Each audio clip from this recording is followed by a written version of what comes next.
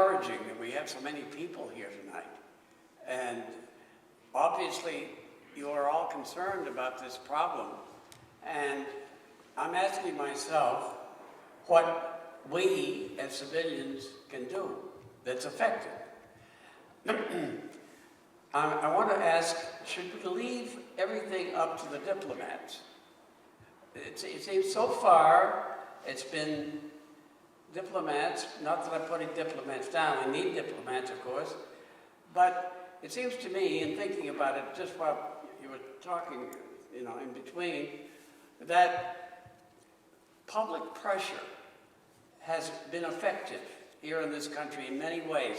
For example, the getting rid of smoking in public places. It's public pressure that pushes the politicians, and yes, probably the diplomats, to get onto these questions and try to solve them. So I'm saying to myself, well, what kind of public pressure could we have? I'll make. Well, that's a good question. What are the opportunities for, for public pressure? John? And maybe talk a little bit about the NPT review and the May 1st, May 2nd event.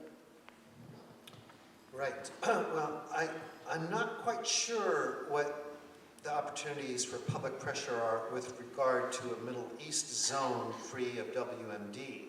But I think that's, that's worth thinking about. It's a fruitful area of inquiry.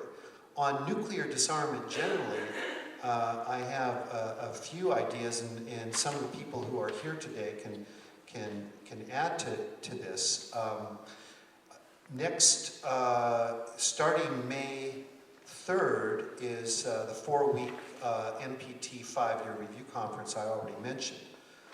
Well, prior to that, on April 30th, Friday, and May 1st, Saturday, there will be a conference on nuclear disarmament and other peace issues that Cheryl, among others, is helping to organize. And then on May 2nd, there's going to be a march and rally.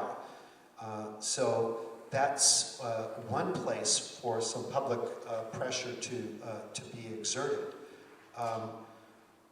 Something else that we're doing in connection with the review conference next spring is a petition campaign. You may go, Jan, a petition? I don't care about a petition. But, we have Japanese colleagues in the disarmament movement who routinely, and I mean routinely, get, a couple million signatures on nuclear disarmament petitions. And they're planning to do that again to present to the president of the NPT review conference and also just sort of to the relevant heads of state. And we thought, well, maybe we should give this a try in the United States, especially using electronic media.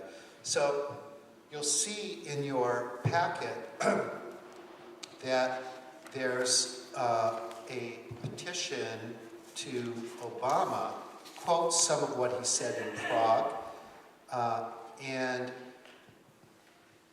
calls on him to announce at the 2010 NPT review conference your initiation of good faith multilateral negotiations on an international agreement to abolish nuclear weapons within our lifetimes. Yes, we can. Similar international petitions will be, there'll be signature drives in Japan and in Europe, so we do expect there will literally be millions of signatures presented at the NPT review conference. We also thought this is a pretty good piece of education. It's on the United for Peace website, it's on the Peace Action website, it's on the LCMP website, and you can also collect signatures, on the street corner. So that's something else that's happening. And one of the things I like about this is, I've been working on nuclear arms control and disarmament for several decades, and I I continue to think that things like US-Russian reductions in the Comprehensive Test Ban Treaty and the Fissile Materials Treaty, I think they're really important, and I work on them a lot.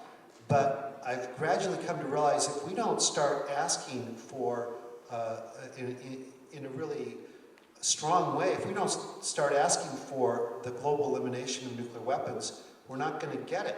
And the reality is that to really solve the problem, that is what is needed, is the global elimination of nuclear weapons. So I thought, well, let's start asking for what is needed.